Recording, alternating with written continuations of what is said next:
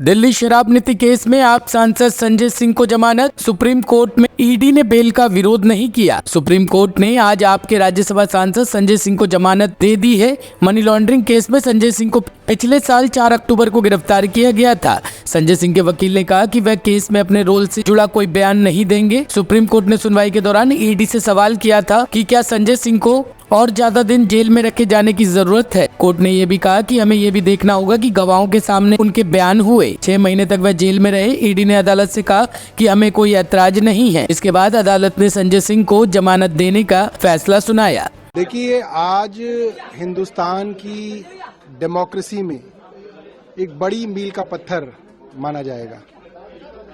संजय सिंह जी को bell supreme court की 3 जज की बेंच ने दी है और इस बेल को देते वक्त सुप्रीम कोर्ट ने जो प्रश्न केंद्र सरकार के वकील से पूछे, उनके जवाब उनके पास नहीं थे।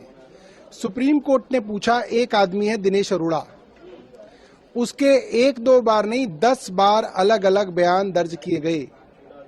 10 के 10 बयानों में उसने संजय सिंह का कोई जिक्र नहीं किया।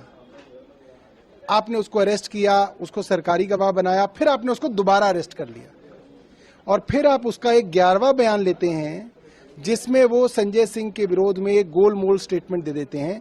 तो ये कौन तय करेगा कि 10 स्टेटमेंट गलत थी और 11वीं स्टेटमेंट सही थी। दूसरी बात सुप्रीम कोर्ट ने पूछी, इस पूरे के पूरे मामले में मनी ट्रेल कहां है, पैसे की रिकवरी कहां है, पैसा अगर कहीं खर्च हुआ तो आप बताइए कहां है।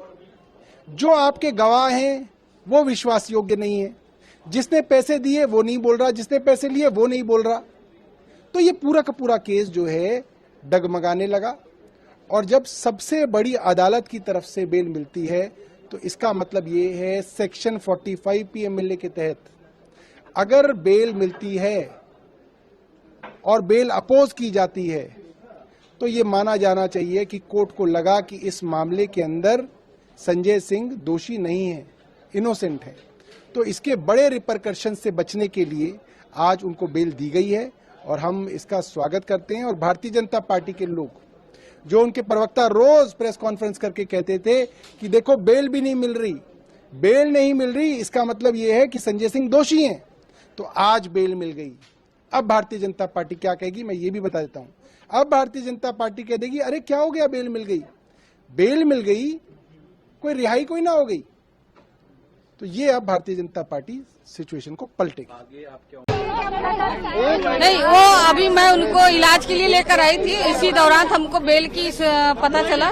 तो ये सत्य में जयते हैं, तो हमको न्यायपालिका पे पूरा भरोसा था, तो आज उनको बेल हो गई है। पूरा उम्मीद करते हैं कि हमारे बड़े भाई अरविंद जी, मनीष जी, सत्येंद्र जैन को भी इसी तरह से राहत दे, फिर हम सत्य में जयते रहे। अभी वो बेल की जो प्रक्रिया होती है उसको करने के लिए अभी हम निकल रहे हैं। Bureau report, team ANN news.